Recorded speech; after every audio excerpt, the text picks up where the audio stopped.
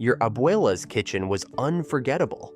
It started with leftover rice and beans snapping into gallo pinto, onion and cilantro doing what money couldn't. Then the pot had arroz con leche going slow, while the lights flickered and the week stretched too far. The late 70s shocks and the 80s debt squeeze turned dinners into strategy. And the 90s taught households to make less feel like enough. These 15 dishes are multi-generational recipes across Latin America. Number 15. Café de olla and pan dulce, Mexico, early 1900s. You learn this one by hovering in the kitchen until you get shooed, then rewarded anyway. Café de olla is coffee brewed with cinnamon and piloncillo in a clay pot, and the clay matters because it rounds the bitterness and holds heat like a slow hug. One popular origin story links it to the Mexican Revolution, when women cooking for camps needed a sweet, energizing drink that could feed a crowd with what was on hand. You dunk pan dulce, pretend you're being subtle, and suddenly the whole morning becomes softer. The nostalgia is not just taste, it is the ritual, the pot on the burner, the cinnamon stick left in on purpose. The way your abuela keeps talking while her hands move like muscle memory. It is a kitchen lesson that says comfort is a skill you can practice, not a mood you wait for. Somewhere in the background, you hear tortillas warming, and the day officially starts. Number 14. Arroz con leche, Latin America, colonial kitchens. Arroz con leche travels across borders because it is built from pantry basics and patience. Rice simmers in milk until the grains lose their hard edges. Then, sugar and cinnamon turn the pot into perfume. Across Latin America, this dessert rides in on Iberian kitchens, with roots in Mediterranean rice puddings, shaped by Arab influence in medieval Spain, then carried into the Americas during the colonial era. In an abuela house, it shows up after a long day, when nobody wants drama, just a bowl that tastes like steadiness. Sometimes it is served warm so the steam fogs your glasses. Other times it is cold from the fridge because tomorrow is a school day and the sweet needs to be practical. If raisins appear, it means your abuela is generous, not fancy. It proves you can stretch a little milk into something that feeds a room, and nobody feels poor while they eat it, cinnamon dust on top. Number 13. Tres leches cake. Central America, mid-1900s. Tres leches cake is what happens when celebration meets improvisation. It is sponge cake soaked in 3 kinds of milk, so every slice feels like it is already forgiving you. Across Central America and beyond, many origin stories point to the mid-20th century, when canned milk became common, and printed recipes helped the cake travel from one kitchen to the next. That is why it tastes like birthdays, baptisms, and the one cousin who always arrives late but still gets a plate. Your abuela cuts it carefully because it is delicate, then ignores the rules and gives you the corner with the most soaked edges. You eat it standing up at the counter while the adults talk, and you learn a social truth. The real party is not the decorations. It is the fact that someone bothered to make time for extra softness. It chills overnight, so the crumb drinks everything, and the fridge becomes part of the recipe. Number 12. Pão de queijo, Minas Gerais, Brazil, 1700s to 1800s. Pão de queijo belongs to Minas Gerais, Brazil, and it is pure comfort disguised as a snack. Little cheese breads puff in the oven, crisp outside and stretchy inside, and the smell pulls everyone into the kitchen without needing to call them. Historically, it is tied to the realities of colonial Brazil, where wheat was scarce in inland regions, and cooks leaned on cassava starch instead, then paired it with local cheeses as dairy production grew in Minas. By the 19th century, versions of this bite were already part of home baking traditions in the region. In an abuela house, it is the bribery food. One piece now, dinner later. You burn your fingers because you refuse to wait, then you keep eating anyway.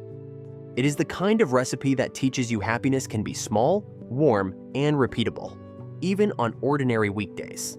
In Brazil, it rides with afternoon coffee, a lanche that turns strangers into guests in minutes.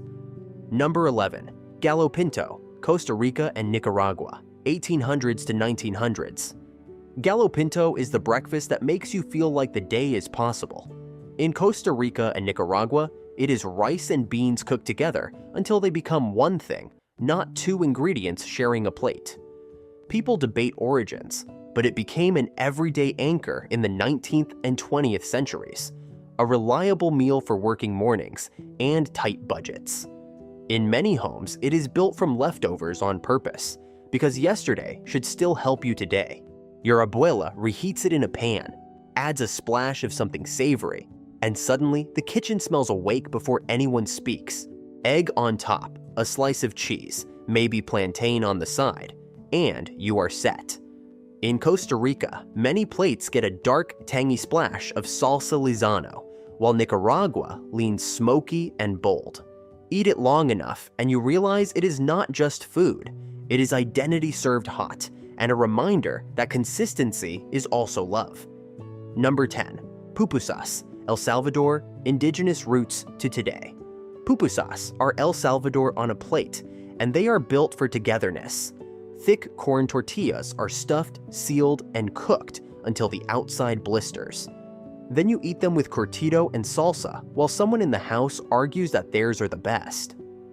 Historians trace pupusas to indigenous roots in the region long before modern borders, and the dish has stayed central through rural life, migration, and weekend family gatherings. In 2005, El Salvador even officially declared a National Pupusa Day, which tells you this is not just a snack, it is a shared flag. The abuela move is to press the dough with calm confidence, no measuring cups, just feel. You watch and think you could do it too, then your first one leaks and you respect her more. Pupusas teach a simple rule: warmth travels best when it is handheld. The classic revueltas filling, beans, cheese, and chicharrón, taste like the whole neighborhood showing up at once.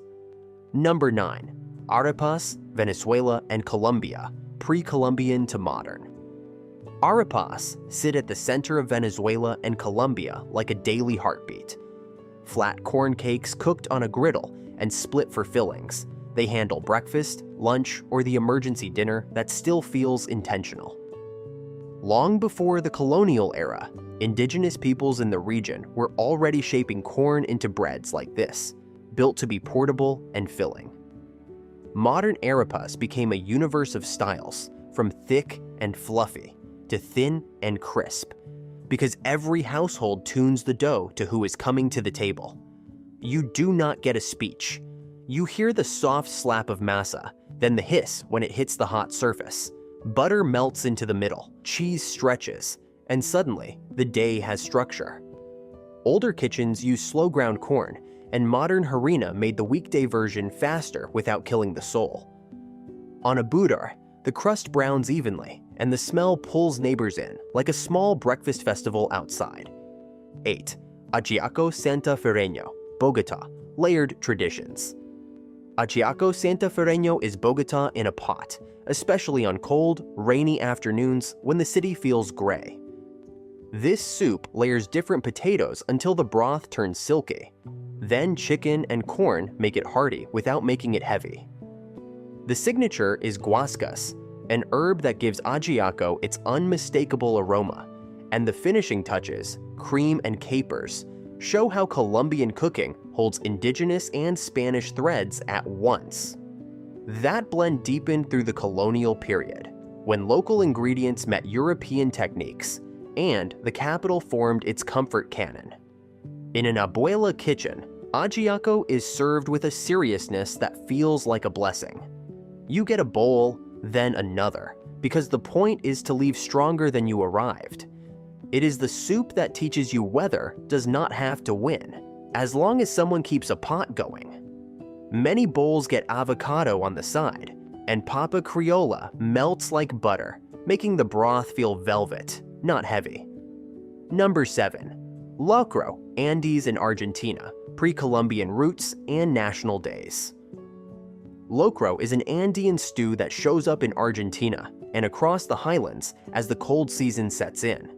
It is thick, slow, and communal, built from corn, beans, squash, and meat when available, the kind of pot that can feed a block. The word and the method reach back to pre-Columbian Andean cooking, then adapted through centuries as new ingredients arrived and local communities kept the core idea intact. Make something sustaining. Let it simmer. Share it. In Argentina, locro is tied to national holidays because a bowl of it feels like history you can taste. Your abuela makes it early because rushing locro is disrespect. By the time you eat, the flavors have blended into one deep note and the kitchen windows are fogged from heat. It is comfort with backbone, the food version of staying. On May celebrations, the pot becomes an event, topped with a spicy oil or fresh herbs, depending on the cook. Number 6. Sancocho, Caribbean and Northern South America, colonial centuries to present. Sancocho is the kind of stew that turns a family gathering into a long afternoon. Across the Caribbean and parts of Northern South America, it means different things, but the feeling is consistent. A big pot, layered flavors, and the sense that nobody should eat alone. Food histories often trace sancocho to Spanish stew traditions that traveled during the colonial era and evolved in places like Puerto Rico, the Dominican Republic, Colombia, Panama, and Venezuela. Roots, plantains, corn, and meats show up depending on season because sancocho is built to work with what you have. An abuela stirs it like she is conducting, tasting, and adjusting without explaining. Add rice, squeeze lime, and the broth wakes up. When it is ready, she serves the broth first, then the solids, like a small ceremony of comfort. You eat sancocho when someone has come home, when someone is sick, or when the house is too loud and needs to be recentered. Number 5. Tostones and maduros, Caribbean plantain staples over time. Tostones and maduros are the plantain's two moods, and Caribbean kitchens know when to choose each one. Tostones are green plantains smashed and fried until they crackle, the salty side that shows up beside fish, beans, or anything that needs a sturdy bite. Maduros are ripe and sweet, caramelized at the edges, and they taste like patience paying off. Plantains arrived to the Americas through colonial trade routes, linking Africa, Europe, and the Caribbean. And over time, they became everyday staples across the region. In an abuela house, you hear the frying first, then the smell hits, then suddenly everyone is standing around the stove. The trick is timing. Fry, smash, fry again, and do not rush the sweet ones or they burn. A wooden tostanera press and a garlicky mojo sauce are common because crunch loves something sharp. Tostones and maduros are not just sides. They are the soundtrack of after-school hunger and lunches, crispy and familiar for everyone. Number 4. Feijoada, Brazil, 1800 urban popularity to national icon. Feijoada is Brazil's famous black bean stew, and it feels like the country learned to gather around one pot. Beans simmer until they go glossy, meats add depth, and the meal stretches into a social event with rice, greens, and orange slices to cut the richness. People argue about exact origins, but many food historians connect feijoada to Portuguese bean stew traditions and to 19th century Brazil, when urban restaurants helped popularize it as a national dish. That mix of technique and local rhythm is the point. In an abuela kitchen, feijoada is a schedule. It starts early because the beans decide when they are done, not you. The house fills with a smell that makes you check the pot like it is a friend. In many cities, it is a weekend tradition, still slow food by definition, because nobody rushes a pot like that. And when you finally eat, you get why it lasts. It makes a table feel complete, even if everything else is complicated. Number 3. Arroz con pollo, Latin America, Iberian rice tradition adapted. Arroz con pollo is the family dinner that refuses to be stressful, One pot, chicken and rice, and a flavor base that changes by country. Sofrito in one place, anato in another, saffron in another. Writers trace versions of the dish to Spanish and Moorish-influenced rice cooking. Then to the way those methods traveled through colonization and migration, picking up American ingredients like tomatoes and peppers along the way. That is why every abuela swears her version is the only correct one. This is the meal you get on a Tuesday when money is tight, but you still want something that feels like you tried for the house. You lift the lid and the steam smells like home, not like compromise. Some versions add peas or olives for salt pop, and the leftovers are lunch you are proud to reheat. And when the rice at the bottom gets a little toasted, someone always calls dibs because attention tastes good. Number 2, pozole, Mexico, ceremonial roots to holiday table. Pozole is celebration food in Mexico, the kind of stew that shows up when the calendar matters. Hominy swells in the pot until it turns tender and chewy. Then the broth takes on chile and warmth, and the bowl gets finished at the table with fresh toppings. The dish is widely described as pre-Columbian in Mexico, linked to Mesoamerican foodways built around nixtamalized corn, and it stayed important through the colonial era as ingredients shifted and pork became common in many versions. You do not make pozole for one person. Your abuela makes it when relatives are coming, when there is a holiday, when someone needs to feel held by the group. People hover, tasting and adjusting because the pot belongs to everyone. Radish, cabbage, oregano, and lime turn each bowl personal, and nobody garnishes the exact same way twice. When the first bowls go out, conversations slow down. Nobody eats alone. Pozole is a ritual disguised as dinner. Number 1, tamales, Latin America, the communal kitchen project. Tamales might be the most universal abuela project across Latin America because they are food and family labor at the same time. Masa gets spread, fillings get tucked in, husks or banana leaves get folded, and the steam does the rest while the house smells like tomorrow will be okay. Smell it in hallways. Tamales are documented as a Mesoamerican tradition with deep pre-Columbian roots, and they have stayed central because they solve real problems. They feed crowds, they travel well, and they turn gatherings into teamwork. A tamalada is storytelling with your hands. Kids get the easy jobs, adults argue about the right fold, and your abuela quietly fixes every mistake without humiliating anyone. By the end, you are tired in a good way, with warm parcels that feel like proof your people know how to take care of each other. If you grew up with tamales, you do not just remember the taste, you remember being included. If one dish pulled you back to her kitchen, tell me which and where your family is from. Write the recipe down, feed someone with it. That is how abuelas stay forever.